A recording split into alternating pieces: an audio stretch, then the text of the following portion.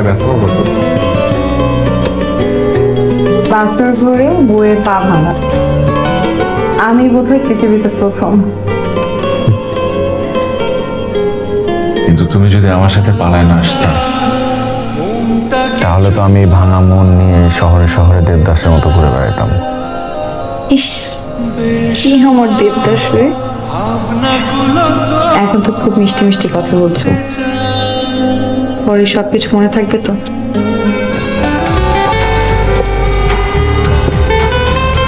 কেন মনে থাকবে না? অবশ্যই মনে থাকবে। আমি তোমার হাত ছুঁয়ে কথা দিচ্ছি, আমি বেঁচে থাকতে তোমাকে কখনো কষ্ট পেতে দেবো না। হয়তো শহরের উচ্চ বিল্ডিং এ বড় ফ্ল্যাট, দামি গাড়ি কিনে দিতে না পারি, কিন্তু আমার ভালোবাসার অভাব কখনো তোমাকে টের পেতে দেবো না।